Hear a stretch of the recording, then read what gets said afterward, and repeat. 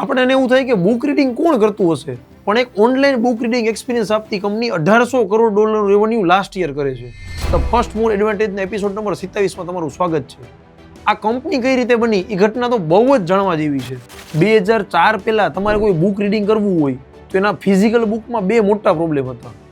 એક તો ફિઝિકલ બુકને તમે ટ્રાવેલિંગમાં કોઈ પણ જગ્યાએ જતા હોય તો જોડે લઈ જવી પડે, બુક ડેમેજ થાય, બેગનો વજન વધે.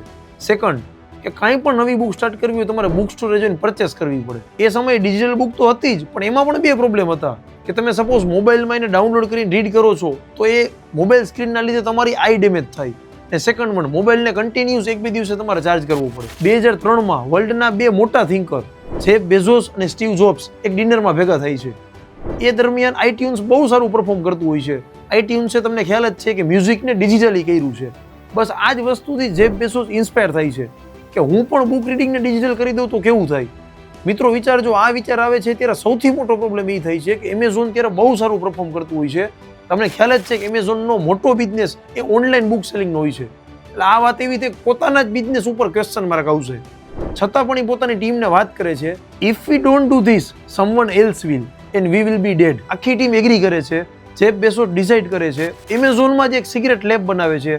પોતાની પાસે જેટલા રૂપિયા છે જરૂર પડે બધા રૂપિયા લગાડી દો, પણ આપણે આ પ્રોડક્ટ ઇન્વેન્ટ કરવી છે. 3.5 વર્ષ સુધી એ લોકો મહેનત કરે છે.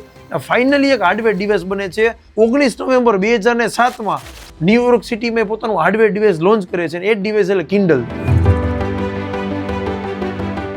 કિન્ડલની સૌથી મોટી વિશેષતા કે એને વીકમાં એક જ વખત ચાર્જ કરવું પડે. એની સ્ક્રીન જ એ રીતે બનાવેલી છે કે તમે પેપર રીડ કરતા હોય એ ટાઈપનું તમને લાગે.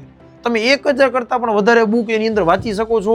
વર્લ્ડના કોઈ પણ કોર્નર ઉપર જઈને તમે એને એક્સેસ કરી શકો છો. ડિવાઇસ એટલું બધું સારું હતું કે લોન્ચના માત્ર 6 જ કલાકમાં બધા ડિવાઇસ સોલ્ડ આઉટ થઈ ગયા. 2009માં વર્લ્ડમાં ઓનલાઈન બુક રીડિંગનો 90% શેર એ કિન્ડલ પાસે હતો. આજે 2025માં કિન્ડલનું રેવન્યુ $1800 કરોડ છે. માટે મિત્રો તમે જ્યારે કોઈ પણ પ્રોબ્લેમ જોવો છો એના સોલ્યુશન બાજુ વિચારો છો અને એને બિઝનેસ મોડલમાં કન્વર્ટ કરો છો તો તમને બેનિફિટ ફર્સ્ટ મોરનો મળે જ છે. જય હિન્દ.